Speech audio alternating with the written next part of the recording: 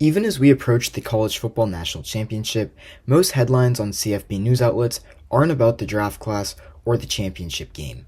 Instead, they're about who's transferring where, players signing contract extensions, and who's newly in the transfer portal. Many people have been quick to fault NIL for the new jump ship trend that exists in college football. However, I've always thought it was much deeper than that. So let's dive into it, deeper beyond the last 2 years. Let's find out if NIL is the real reason for the failure of a sport that is supposedly plagued with loyalty issues. Welcome back to House of Stats, and if you're new here, I hope you have a great time. If you like this video, please leave a like, comment, and subscribe, as 95% of you that watch my videos don't do so. Without further ado, let's get right into it. For those of you who don't know, NIL is name, image, and likeness, and the new NIL rule in college athletics basically states that college athletes can earn money from endorsements, sponsorships, and personal branding, which was previously prohibited by the NCAA. What's important to understand is that schools aren't technically paying players directly. Instead, NIL created a legal marketplace around college athletes through things like brand deals and sponsorships. So when you see Carson Beck is making over $4 million, it's a conglomerate of all those different channels of income. The first thing I did was explore if transferring actually benefits players, and in some cases it does. So I decided to look at the big picture. If it is benefiting players, how does it help them win awards, improve their draft stock, and in turn, improve their future? So naturally, I looked at the last 10 Heisman Trophy winners: Fernando Mendoza, Travis Hunter, Jaden Daniels, Caleb Williams, Bryce Young, Devonta Smith, Joe Burrow, Kyler Murray, Baker Mayfield, and Lamar Jackson. Out of the 10 winners, only 3 of them did not transfer in their collegiate career. And this tells us something important. Transferring isn't a shortcut. Instead, it raises the ceiling for elite players, giving them better development and more visibility. Once you look at it this way, the portal stops looking like a loyalty issue and more so an optimization problem. This is where the conversation gets a little tricky. Transferring works for elite players, but the data clearly shows that it doesn't work the same for everyone else. When you zoom out and look at portal outcomes across the entire sport, a different picture emerges. According to transfer data posted by the NCAA, 72% of Division I football players that enter the transfer portal land at another NCAA school. But this overlooks a crucial detail. A significant portion of players transfer without aid, meaning they have to pay to play for a school out of their own pockets, drop to a lower division, or remain active in the portal without finding a roster at all. The portal isn't a ladder up, it's a filter. Even outside of the Heisman success stories we looked at, let's look at the Ohio State QB situation in the years 2023 and 2024. In 23, they had Cal McCord, who at Ohio State threw for 3,170 yards and 24 touchdowns, and Ohio State finished 10th in the country. Many fans blamed McCord for the lackluster season for an otherwise illustrious program. McCord hit the reset button, and in 2024, he transferred to Syracuse and had a spectacular year.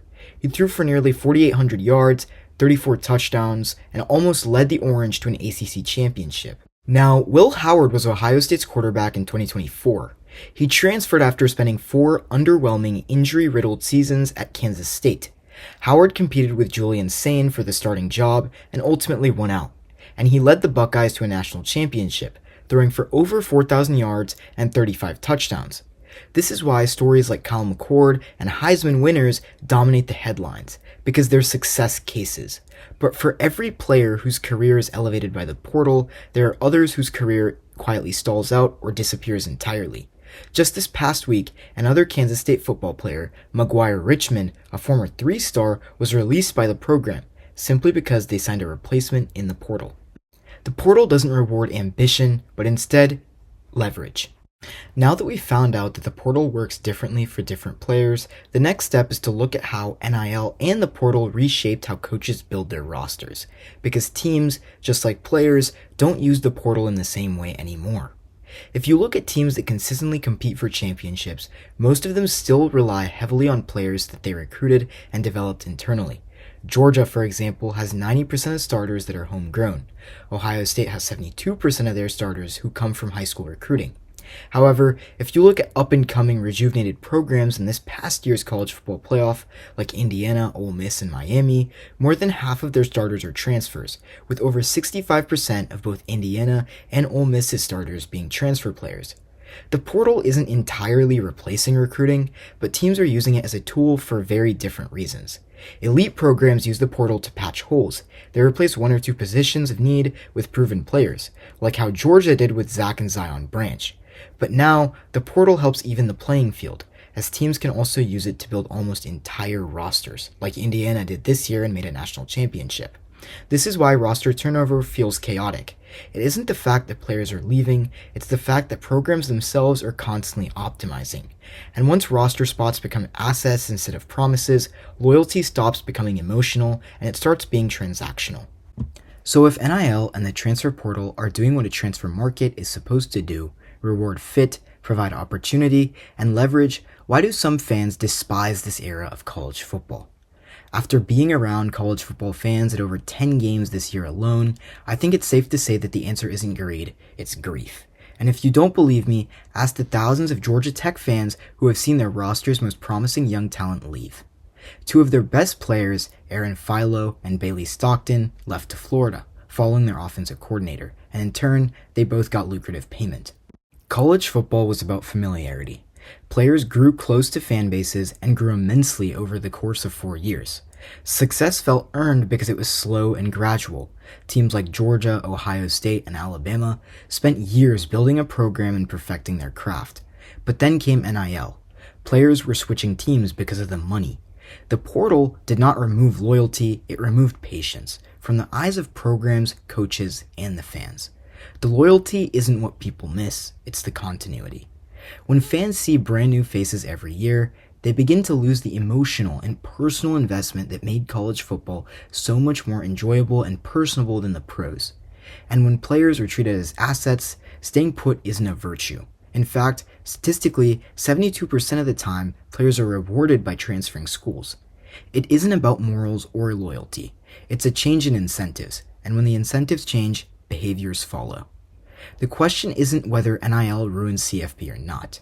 It's whether or not the fans, players, and coaches of the beloved sport can figure out how to deal with what it just became. So bottom line, did NIL ruin college football? Nah, not at all. But it removed the illusion of loyalty being guaranteed. NIL and the transfer portal didn't add selfishness to players, they just led to more exposure for the incentives that already existed. For many elite players, the portal became a way to maximize opportunity, from Quinn Ewers to Carson Beck. For programs, it became a way to optimize rosters. And for everyone else, it became a reminder that stability in college football was always more fragile than we wanted to believe. The sport didn't lose its values, it just changed who gets to act on them. And with programs being more focused than ever on winning a national championship, it was bound to happen. And whether you like this era or not, the teams and players who adapt will keep winning. Because college football in general has always rewarded one thing above all else, and it's not loyalty, it's winning. This is House of Stats. I'll see you next time. Let me know if you enjoyed the first episode of Statbusters. More content like this to come.